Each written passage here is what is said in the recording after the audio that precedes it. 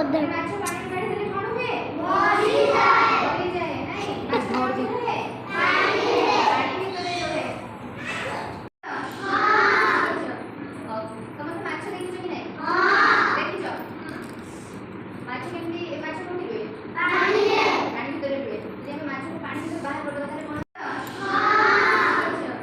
ହଉ ସମସ୍ତେ ମାଛ ଦେଖିଛ କି ନାଇଁ? ଦେଖିଛ?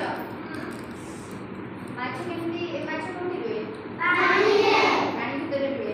ଯଦି ଆମେ ମାଛକୁ ପାଣି ଭିତରୁ ବାହାର କରିଦେବା ତାହେଲେ କଣ?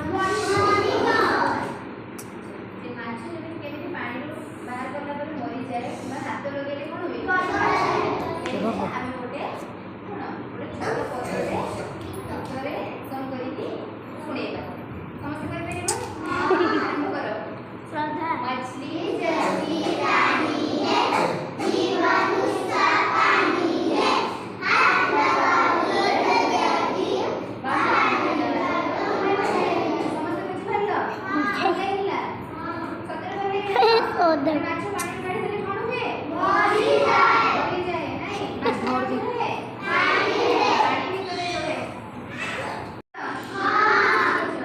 ହଉ ସମସ୍ତେ ମାଛ ଦେଖିଛ କି ନାଇଁ? ଦେଖିଛ? ମାଛ କେମିତି ମାଛ କୋଉଠି ରୁହେ? ପାଣି ଭିତରେ ରୁହେ। ଯଦି ଆମେ ମାଛକୁ ପାଣି ଭିତରୁ ବାହାର କରିଦେବା ତାହେଲେ କଣ? ହଉ ସମସ୍ତେ ମାଛ ଦେଖିଛ କି ନାଇଁ? ଦେଖିଛ? ମାଛ କେମିତି ମାଛ କୋଉଠି ରୁହେ?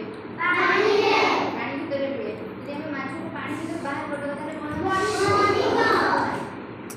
ସେ ମାଛ କେମିତି ପାଣିରୁ ବାହାର କଲା ପରେ ମରିଯାଏ କିମ୍ବା ହାତ ଲଗେଇଲେ କଣ ହୁଏ?